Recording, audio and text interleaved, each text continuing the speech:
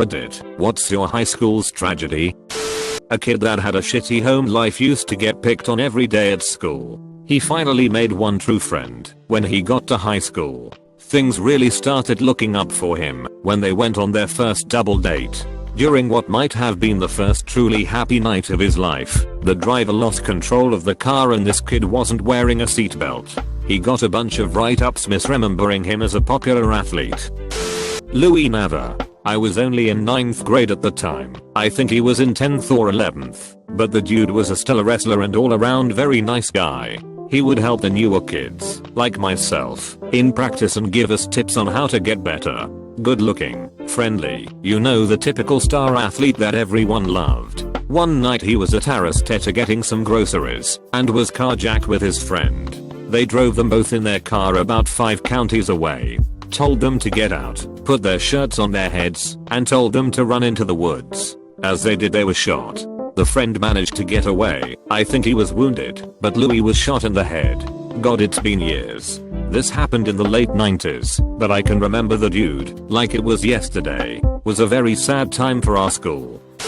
In 7th grade, a girl was murdered. I sat by her in history class. She was really nice, but always a bit quiet. She slept a lot. The teacher would always come wake her up. There was a span of a week where she didn't show up to school, and there were a couple rumors about what happened. Our English teacher broke down and told us that she's been abused by her mother and stepfather and the pair had murdered her. I'm not sure the extent of the abuse. I remember my mother mentioning that the stepfather dragged happy. Jesus fucking Christ, you guys are all obnoxious grandma Nazis. Her around the house by her hair, but it was surreal that someone who sat next to me in class and let me borrow a pencil every now and again was gone.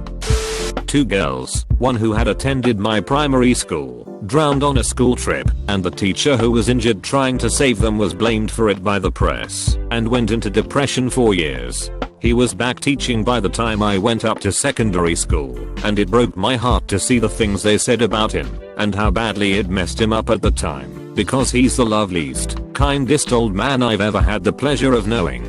Also, some guy got electrocuted and died while snicking copper wire from the train station, but he'd been excluded for threatening someone with a knife at that point. *GUIS. I was like 4 at the time it happened. There wasn't a lot I could have done to stop them slandering him.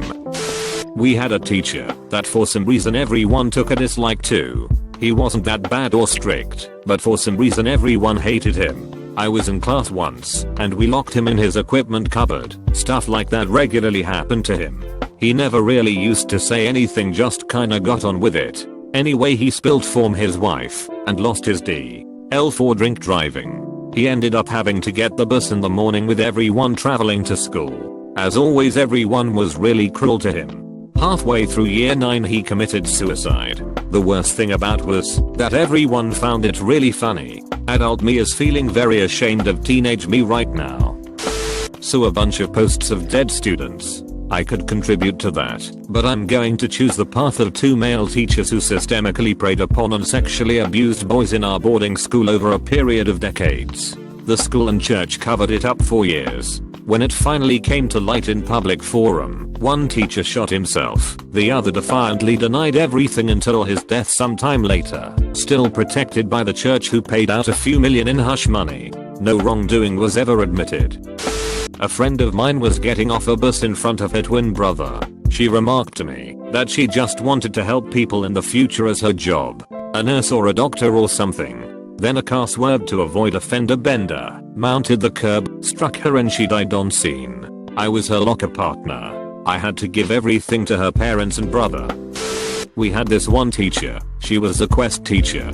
It was a health class basically. She talked about sex ed stuff and the dangers of smoking, that sort of thing. We got to sit on couches in a big circle, rather than desks in rows. She had breast cancer, and it was pretty bad. She was bald from the chemo, and had a port installed on her chest, so they could just inject into that, since they had already destroyed all the veins on her arms or whatnot. Despite all this hardship, she was one of the warmest, sweetest, most cheerful, most loving people I have ever met. I'll always remember one particular thing that she said. She talked about going to a friend's funeral recently. The friend had died an agonizing and slow death from cancer. My teacher wore a brightly colored floral patterned dress, while everyone else was wearing black. She did this because she was not mourning, she was celebrating the end of her friend's suffering. She had accepted death and made peace with it and knew that it was just the natural course of life. She died a year later, and the whole school was devastated. I made sure to wear bright colors. A good friend of mine's older sister killed herself. I went to high school on a college campus, and she had just graduated high school, but was continuing there for college. In our second semester, she intentionally overdosed on pills, and no one really knows why. Most of the school was devastated. She was attractive, popular, intelligent, and was friends with just about everyone. The school was only about 250 people. She always seemed so cheerful. I still wonder to this day what went wrong. A girl named Joy was insanely happy and nice and popular, had an aneurysm and died.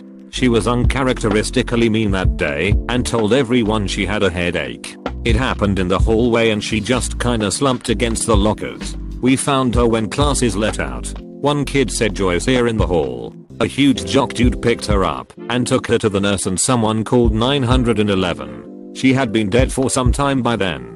Saddest thing I ever saw. She was the sweetest person. Ate lunch with the special kids a few times a month. She was a sophomore and insanely popular. She was really tiny, and one time at a dance a weird rap mosh pit formed. Joy got to crowd surf. She really resembled a tiny, fairy-like girl. Our whole school mourned her for months. There was a huge race-based fight that had been going on and the senior boys rounded up a Chinese boys and beat him till he died. Beforehand there were a lot of fights leading up to that, so I don't really think it matters who did what. Just a lot of anger and hate fueling something that shouldn't have come in between all of us. It was scary. They issued a warning saying, if they see any Chinese around after school they would gut them. I remember waiting in class until I was sure my mom came and got me. When I was a freshman, there was a weather-related car accident that killed 4 seniors from the year before I got there. There were memorials at school and constant reminders about driving appropriately for conditions. It was a big deal my freshman and sophomore year, but by junior year was fading, and by senior year was mostly forgotten and a thing of the past. Theirs was a sophomore, I think, named Jonathan who went swimming clothed, which eventually weighed him down, and he was stuck underwater for too long and drowned. Emergency came and got him out, but he stayed in a coma until he eventually passed away months later. Never knew him, only saw him passing by in the hallway, but it was very surreal having that happen in my school. There was also a teacher from my elementary school who died during my sophomore year when he was struck by a car crossing the street. In my final year of high school, there was a shitstorm regarding personal information that was accessed by half the grade using a teacher's login details. We had the password for years and used it to check marks and ranks of schoolwork and all was good. In the final weeks of HS, some idiot decides to change his English mark, moving himself from 33rd to 3rd. The school obviously finds out and everyone who was involved gets in trouble. The kid that changed his marks obviously got expelled, while the other half of the grade all got punished by not being permitted to attend the school formal and graduation. Next thing I know, everyone's starting a huge protest and some awesome shit gets involved and revoke the punishments because parents were threatening to get lawyers or something. Considering the teacher gave out the password willingly to another student and the school refused to admit the teacher's mistake, aggressively trying to blame the students for hacking when that simply wasn't the case. Pretty stupid if you ask me. Shying away from a death post. Catholic high school. 2 of our favorite teachers who had actually made their classes engaging and opened up their classrooms to anybody needing a hand in school and in life, both divorced before they had started teaching there. They decided to move in together after dating for 2 years and were planning on getting married the next year. They kept it all quiet out of pure professionalism. Administration found out somehow and fired both of them, I believe for breaking the school's code of conduct for teachers by cohabitating before marriage. We lost 2 of the best teachers in our school that helped out and inspired their students in every way they could try to. We had a little girl in the 6th grade whose heart gave out in the bathroom. I was in 8th grade in gym class. What kinda pissed me off was that I was in gym and our gym teacher was the guy who had to respond to code blues. I always thought the guy was kind of an ass, but anyway he just seemed careless when they called for him. I remember he was like, "Oh man," walks out slowly and whistling, and then a minute later he comes back and says, "Forgot my keys," and then walks off again twirling the keys, still whistling and not really rushing. I'm not sure if he went any faster that it would have even made a difference because the girl's heart just gave out, but he could have at least put more effort into it. During a cross-country competition at my old high school, one girl was chased around the school and raped multiple times in multiple bathrooms by a group of boys.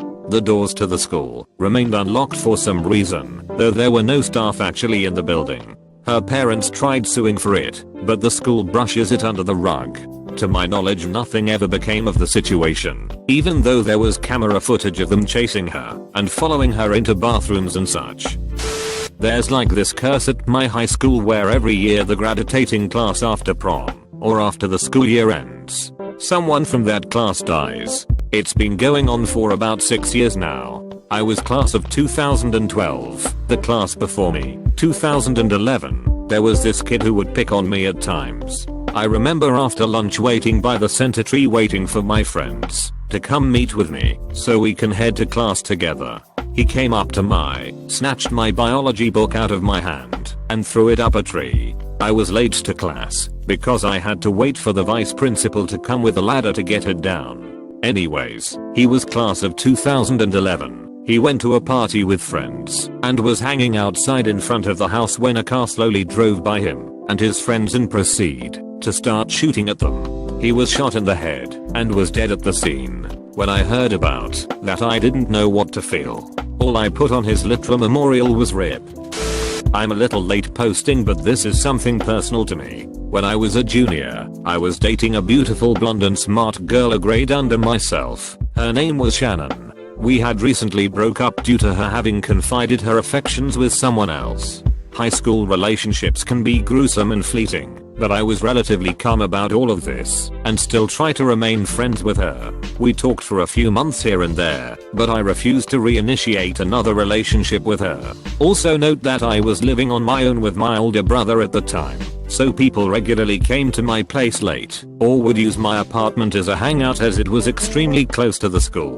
One night, she came by my place around 11 p. She did not look upset or sad that I can remember, but she was carrying a loaded .38. Her mother was a police officer, so it didn't surprise me, and she was known to have a fascination with weapons.